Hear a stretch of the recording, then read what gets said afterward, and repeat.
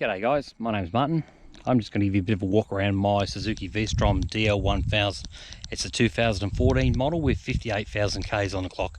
I've done 10,000 of those. I bought it at 48,000. It's done a lot of dirt roads in the local area, bit of Victorian high country. Local area being, here we are in Kaipo area, Meadows, South Australia, just beside the Kaipo forest. In a place called Rocky Paddock. And just down one of the side roads there you can see it's a dirt gravel road and that. So yeah, just going to do a quick walk around the bike, nothing too fantastic. I know a few people sort of consider these bikes, think what do they like, what can I do to them. So I'll just show you some of the things that I've done to it, and there's a few things on here that the previous owner's done to it. So without further ado, let's get into it. All right, coming from the front of the bike, see here we've got I suppose the upgrades, you can see there straight away. We've got the jivvy screen up top there. It's not too bad, doesn't cut back all the windows, a bit of buffeting, but it is adjustable. I think it's got 3 different positions. You can see a wonderful sticker from South Australian Venture Bike Rider sitting fairly prominent there. Coming down the front, it's all fairly standard until you get down to the little spotties. They're only 15 watt spotties, made by Kings. I think they're only about 39 bucks or something like that delivered. They'll project probably 70 to 100 meters along the road. They are a spot and a flood. I purchased them so if I am riding at night on some of these roads that I can see to the side of the road more so than up front. The actual headlight and high beam does pretty good jobs of highlighting the road up front. These are just to spot those kangaroos could jump out. I have been hit by a kangaroo once before, cracked my neck in 3 places, so not a good feeling. So yep, gotta look out for them. Anyway, coming down under here, check this out. 2 little air horns sitting there. Don't like the little beep beeps. The previous owner put those on. I'll flash all this up so you can have a bit of a look and a listen. Okay, see the spotties? All right, I've got them wired up so they will run on high beam, and flick the switch and I can run them as DRLs, so daylight running lamps, which they're running at the moment. I'll sound the horn. Tell me what you think of this. Go around to it, just find it. Okay, there's no little beep beep there. Certainly shocks people when they sound the horn. If they get in front of me, they look around, they're looking for a truck or a large 4-wheel drive, and all they can see is the old DL1000 coming up beside them, so get out of the way. Yeah, coming on down there, love doing that. I'll just switch it off, guys. Don't want to go flat, I'm in the middle of nowhere, so not good. All right. Tyres I've selected, it did have fairly standard sort of road tyres on it. I've chucked on a set of Motoz Tractionator GPSs. Now these are I suppose a 70-30 tyre, I reckon. They are pretty good. Bit of vibration up for the handlebars, but hey, you got to expect that. That's what you get. Anyway, if you're on dirt roads and rocky roads and that, it doesn't matter to you, does it? It says, it's going to be vibrating anyway. On the back, yep, Tractionator as well. GPS Tractionator. These are really good, the GPS. What I like about them is that they've got this rib that runs right around here. Great from the highway. Then when you get onto the dirt, a bit of mud and that, bogs down a little bit. Then the knobbies come into action and that. They're nicely spread apart, flick out the rocks, beautiful ride on. Yeah, that's pretty good. They also make other versions of it. I think the other one's the Motoz Tractionator Adventure. You don't have that spine through the middle. It's more of a chunky tyre. Anyway, back to the rest of the bike. Coming around, it's got the standard Suzuki crash bars on it. Something I just put on the other day. B&B Off Road Bashplate, 5 mils thick, very solid.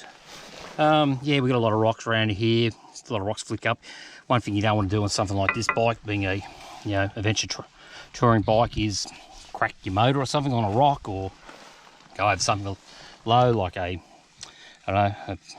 tree across the road and scrape and push all your exhaust up. Also, another thing with these bikes here, like a lot of the twins, the oil filter is fairly prominent out the front there. So if you don't have good protection, you just have the standard plastic protection that they supply, you're soon going to crack through that and going to have some trouble. All right, you've got your starter motor there as well. Very good, made in Australia by B&B Off Road. I think it was about 450, maybe 480 delivered. Come in a very large box. It was heavy. I thought, is this aluminium or is this steel? No, it's very heavy aluminium, very thick, well designed. You've still got easy access to your oil filter and the like. Coming up from there, we can see that I've got a, they call it a Radguard on it. The Radguard protecting the radiator there. It's another Australian made product, pretty good. I chose this over the B&B version of it. Reason being, I wasn't real confident with the B&B one. It looked very strong. I'm sure it will be very strong. We built like a Sherman tank, but I don't know, the ventilation, the slots and that just seemed fairly spaced apart and a lot of aluminium in between it. So I was a bit worried that on our hot days here, you know, if I'm riding up in the 40 degrees Celsius days, yeah, might not be enough airflow there. So I chose to go with this one, but still quite solid there. It should deflect most of the stones. You're not going to get a lot of stones up there because of the mud guard. You know, they're going to fall down there. They're going to flick up here and bounce around and take off at the side, hopefully. Fingers crossed. Right up top here, LS2 modular helmet. Not a bad little helmet, that one there. Barkbusters. Protect the hands. Excellent, easy to fit. Not a problem. I've got the Storm covers over them, quite large, so they obviously push a fair bit of wind and rain off me. Heated seat. That was added by the previous owner. It gets very hot. It needs a sort of a, I suppose, some sort of a regulator on it to sort of tone it down a little bit, because after a while you start lifting the old bum, which is pretty hot. Yeah, it's got a jivvy rack on the back. I've got panniers and top box and all that to go on here. Dropping down to the side, I've just chucked this chain guard on. I bought that off Amazon. I think it was about 47 bucks. Not too bad. I almost think it's already, after a couple of hours riding, it's already lost a little nut from there. Screw, bolt, what do you want to call it? We'll have to fix that up. Retighten all these. It's not too bad. It's fairly solid. It does the trick. It could be a little bit lower, closer to the chain.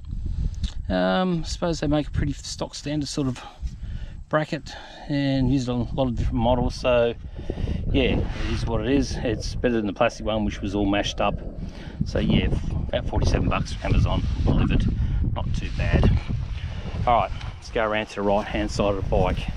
Not a lot to show here. I did put a little guard on the reservoir there for the brakes. Not a real solid one, just once again Amazon. Probably B&B or someone like that would make a much better one.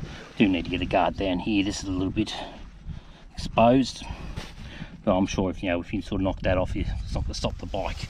I don't believe so anyway. Coming up to the dash, yep, Oxford heated hand grips. It's got the intelligent heat controller, so you can dial it up and down. Really good. It's also got a battery saving function, so if we stuff up and leave the ignition on or something like that, it's going to automatically turn off. A few GoPro mounts on the bike. They were added by the previous owner. I'll get to play around with them on an upcoming trip. And this little paddle thing here, just so you can rest your wrist on it. Long distances, takes a bit of pressure off the wrist. Yeah, not too bad. It does the trick. It's okay. Nothing fantastic. Obviously a jivvy bag sitting up there for my outing today. Going from there, I can't see anything else that's worth mentioning on the bike. It is a good bike. I wouldn't say it's a great bike. It's a good bike. It handles very well in the dirt. It's actually quite capable. It's better than what I was expecting it to be. It wasn't my first choice of bike. My wife actually suggested I buy it. We're in a shop. We actually got into an argument over it. She said buy it. I said no, I don't want a bike. I'm not spending the money. She's saying buy it. The salesperson came over and said it's the first time in my 20 years I've seen a husband arguing with a wife about buying a bike. Anyway, we walked out with it. I rode it home. There it is. So okay, that's a quick rundown of the bike. More so the additions to it. I can't see anything else. There's a few more things I'm going to look at putting on it. Maybe some pivot pegs. Any more protection? I don't know. I think it's just good enough there. It's heading off in the next couple of weeks. We're going up to the Gawler National Park, sort of above Eyre Peninsula, South Australia, in the outback. So we'll be touring around there for about 11 other bikes. And we'll be going to Lake Gardner, which is a big dry salt lake. It's where they do all the high-speed racing and the like. We're just going to go check that out and do a bit of camping there. A few days touring around, looking at I suppose the rock formations and that like in the area. It's a bit like the Flinders Ranges, but in a mini version. Anyway, folks, I'm going to sign off. Going to get back on the trail, see if we can get this a little bit dustier before I get home. I want to find some loose stuff and just play around a little bit. Not so much with the traction control or anything like that. Just more so just sort of sliding it and seeing what it can do.